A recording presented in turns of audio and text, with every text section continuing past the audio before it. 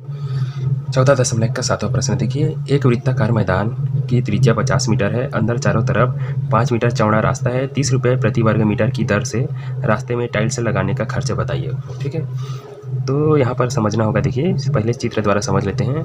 ये बोल रहा है कि एक वृत्ताकार मैदान है। ठीक है, मैदान यानी कि गोल आकार में ऐसे, ठीक है, गोल आकार में मैदान है। बोल रहा है इसकी जो है त्रिज्या जो है केंद्र से यहाँ परिधि तक की दूरी जो है 50 मीटर है। इसके अंदर चारों तरफ 5 मीटर चौड़ा रास्ता बनाते हैं। ठीक है, तो बाहर जगह नहीं है और इसका जो है अंदर अंदर एक और वृत्त बन जाएगा। ठीक है, वृत्त यानी कि रास्ता बनाएंगे तो वृत्त बनेगा। ठीक है, ऐसे तो ये भी गोलाकार है, मेरे बनाने में थोड़ा टेढ़ा मेढ़ा हो गया है।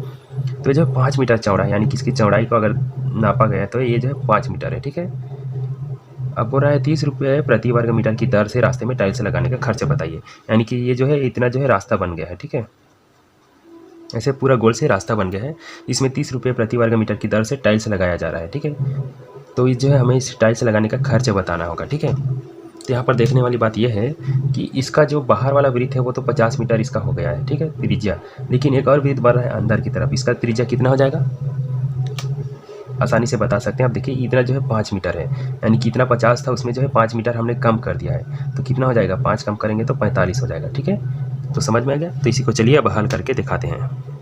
हल, तो एक वृत्ताकार मैदान की त्रिज्या 50 मीटर दिया है, तो इसको हम ऐसे कर लिख सकते हैं। माना बाहर वाला वृत्त को उसको बहिर्गत बोलते हैं। ठीक है, बहिर्गत वृत्त। ठीक है, बहिर्गत वृत्त की त्रिज्या, इसको हम अगर बड़े वाला आर में मानेंगे तो R1 मान लेते हैं। इसका जो त्रिज्या हमें 50 मीटर दिया हुआ है। ठीक है, अब इसके अंदर चारों तरफ 5 मीटर का चौड़ा रास्ता बनाया जाता है, तो बहिर्गत वृत्त का जो है त्रिज्या हमें पता चल गया। तो अब हम इसी तरह से इसके आंतरिक का भी लिख लेते हैं। ठीक है, आंतरिक वृत्त की त्रिज्या, अभी बता दिया, आंतरिक वृत्त का त्रिज्या जो है 45 हो जाएगा, क्योंकि ये जो है 5 मीटर ये जो है कम कर दिया जगह। ठीक है, तो इसलिए इसका त्रिज्या हम R2 मान लेते हैं। यहाँ 50 को मैं 5 लिख दिया था गलती से। ठीक है, अब इसका जो है 45 हो जाएगा, उससे कम हो जाएगा 5 मीटर। ठीक है, ये जो 5 मीटर चौड़ा रास्ता के कारण ये जो है 45 हो गया। अब वो रहा इसका जो है टाइल्स लगाने का खर्च कितना होगा। तो खर्च पता करने के लिए हमें जो है इसका क्षेत्रफल निकालना होगा कि जो रास्ते का क्षेत्रफल कितना होता है। ठीक है, उसमें जो है इसके क्षेत्रफल में हम जो है 30 का गुना कर देंगे, तो जो है इसका आंसर मिल जाएगा। लेकिन इसका क्षेत्रफल निकालेंगे कैसे, तो इसका सबसे अच्छा उपाय है, सबसे पहले बड़े वाले वृत्त का क्षेत्रफल निकाल लेते हैं, फिर छोटे वाले वृत्त का क्षेत्रफल निकाल लेते हैं, फिर दोनों को आपस में घटा देंगे, तो ये जो रास्ता का क्षेत्रफल हमें मिल जाएगा। ठीक है, तो इसको इस तरह से लिख सकते हैं इसे। ठीक है, देखिए, रास्ते का क्षेत्रफल, ठीक है, बराबर क्या हो जाएगा, रास्ते का क्षेत्रफल बराबर, बाहर वाले वृत्त को हमने बहिर्गत माने हैं तो बहिर्गत लिख सकते हैं, बहिर्गत वृत्त का क्षेत्रफल, बहिर्गत वृत्त का क्षेत्रफल ऋण, इसमें हम घटाना है छोटे वाले को, तो इसको लिखेंगे आंतरिक वृत्त का क्षेत्रफल। ठीक है, देखिए बाहर में और अंदर वाले में हम घटा देंगे तो हमें जो है रास्ते का क्षेत्रफल मिल जाएगा। ठीक है, तो चलिए हल करते हैं। बहिर्गत वृत्त का क्षेत्रफल को क्या लिखेंगे, क्षेत्रफल है वृत्त का तो पाई, इसको R1 माने हैं, क्या बाहर वाले को यस R1 माने हैं, तो R1 का वर्ग लिखेंगे। ऐसे तो पाई R वर्ग होता है, तो R के जगह में हमने R1 लिख दिया।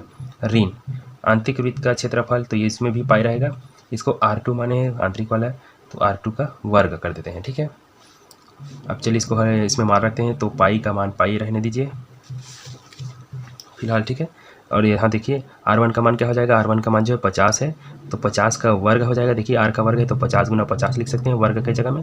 पाई R2 के जगह में क्या है, देखिए R2 के जगह 45 है, तो इसको 45 गुना 45 रख सकते हैं क्योंकि वर्ग है यहाँ पर। ठीक है, दोनों में पाई है तो पाई को उभयनिष्ठ लिखा जा सकता है या निकाला जा सकता है इसे बाहर। यहाँ देखिए 50 गुना 50 से करेंगे तो क्या आ जाएगा, देखिए हो जाएगा 5 9 0 5 25 और एक और शून्य, यानी कि 2500 हो जाएगा। ठीक है, यहाँ 45 का गुना 45 से करेंगे तो क्या हो जाएगा, देखिए ये हो जाएगा 5 25 का 5 हासिल 2, 5 चौक 20 2 22, ये से 4 5 20 का शून्य हासिल 2, 4 चौक 16 17 18 5 2।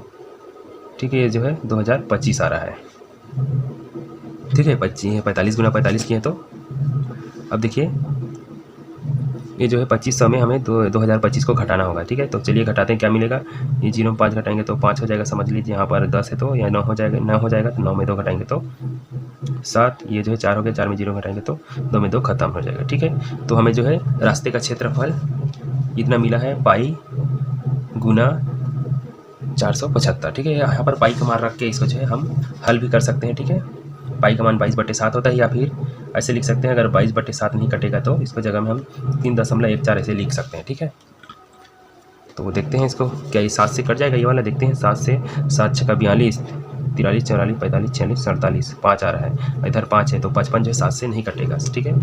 7 7 4 7 8 56 होता है, ठीक है, 56 होता है, तो नहीं कट रहा है। तो अब जो है पाई की जगह हम डायरेक्ट 3.14 लिख सकते हैं, इसको जो है गुना में 475 भी लिख सकते हैं, ठीक है। गुना करना चाहे तो गुना कर सकते हैं, थोड़ा सा इसमें पेचीदा रहता है, ठीक है, लेकिन आपको प्रैक्टिस करते रहना है। चलिए इसका गुना कर लेते हैं, 775 गुना 3.14। देखिए 5 चौक 20 का शून्य हासिल 2, और ये जो है 7 एकम 7 7 14 7 21 7 चौक 28 29 30 का शून्य हासिल 3, और ये जो है 4 चौक 16, 16 में 3 जोड़ेंगे तो 19, एक जगह छोड़ेंगे, एक का पढ़ा पढ़ेंगे तो यही जाता है 5 7 4, 2 जगह छोड़ेंगे, 3 का पढ़ा 3 पंचे 15 का 5 हासिल 1, 3 7 21 1 22 का 2 हासिल 2, और 3 चौक 12 13 14। चलो 0 5, ये कितना हो जाएगा, देखिए ये जाएगा 9 में 1 जोड़ेंगे 10 16 16 21 हो जाएगा, ठीक है। 21 का 1 हासिल 2 हो जाएगा, हासिल 2 करेंगे तो 4 4 4 8 1 9 4 इतना हो जाएगा, ठीक है। देखिए इसके गुना किए तो हमें मिला 1 4 9 1 5 0। ये जो है क्षेत्रफल, इसमें जो है वर्ग मीटर लिख सकते हैं, ठीक है, क्योंकि मीटर में दिया है इसलिए सब चीज़, तो वर्ग मीटर। इकाई दहाई सैकड़ा हज़ार 10 लाख 1,49,150 वर्ग मीटर हमें रास्ते का क्षेत्रफल मिल गया है, ठीक है। ये जो है रास्ते का क्षेत्रफल है, लिख सकते हैं रास्ते का क्षेत्रफल। हमें रास्ते का क्षेत्रफल नहीं चाहिए, हमें आंसर में क्या चाहिए, टाइल्स लगाने का खर्च बताइए बोल रहा है, वो भी 30 रुपये प्रति वर्ग मीटर के हिसाब से। तो यहाँ पर लिख सकते हैं टाइल्स लगाने का खर्च, खर्च क्या हो जाएगा, 30 रुपये प्रति वर्ग मीटर ले रहा है, मतलब इस जो वर्ग मीटर दिया इसमें 30 का गुना कर देना है बस। ऐसे 1 4 9 1 5 0, इसका जो है 30 से गुना कर दो, आपका आंसर मिल जाएगा, ठीक है। चलिए इसका 30 से गुना करते हैं तो क्या आ जाएगा, देखिए 0 का गुना बाद में करेंगे, 3 का गुना करते हैं, 3 शून्य 0 3 पंचे 15 का 5 हासिल 1, 3 एकम 3 1 4, और 3 नियम 27 का 7 हासिल 2, और यह हो जाएगा 3 चौक 12 13 14 का 4 हासिल 1, 3 एकम 3 1 4, ठीक है। इसका 1 0 का 1 0 लगा लेते हैं। देखिए यहाँ पर दशमलव डालना भूल गया था मैं, ठीक है, गुना तो किए थे हम लोगों ने, लेकिन दशमलव देखिए यहाँ पर 2 जन के बाद दशमलव, तो 2 जन के बाद ऐसे दशमलव डालना था, ठीक है।